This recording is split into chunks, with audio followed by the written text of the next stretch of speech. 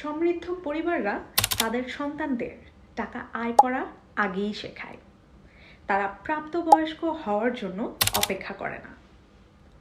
সন্তানদের ছোট্ট থেকেই দায়িত্ব দেওয়া হয়, প্রকৃত কাজের জন্য পারিশ্রমিক দেওয়া হয়, আর শেখানো হয় কিভাবে উপার্জিত টাকা ব্যবস্থাপনা করতে হয়।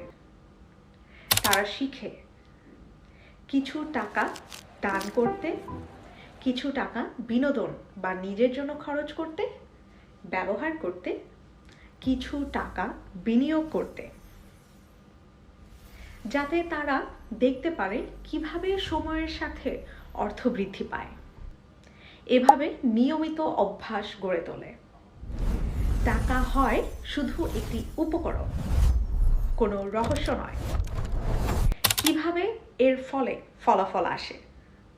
যখন একটি শিশু ছোট্ট থেকেই উপার্জন শিখে, তারা বড় হয়ে যায় সুস্পষ্টতা ও আত্মবিশ্বাস নিয়ে, যা অনেক প্রাপ্তবয়স্কও কখনো অর্জন করতে পারে না। সাফল্য কেবল সংখ্যার উপর নির্ভর করে না, এটা অভ্যাস, মূল্যবোধ এবং উদ্দেশ্য বোঝার ক্ষমতার উপর নির্ভর করে। তাহলে যদি আপনি সন্তানদের সত্যিকারের আর্থিক শিক্ষা দিতে চান, শুরু করুন ছোট্ট বয়স থেকেই আয় করা, দান করা, খরচ করা এবং বিনিয়োগ শেখানো। টাকা শুধু লক্ষ্যমাত্রা নয়, এটা জীবন চালানোর একটি শক্তিশালী হাতিয়ার। আপনি কি আপনার সন্তানদের এই অভ্যাস শেখাচ্ছেন? কমেন্টে হ্যাঁ বা না লিখুন।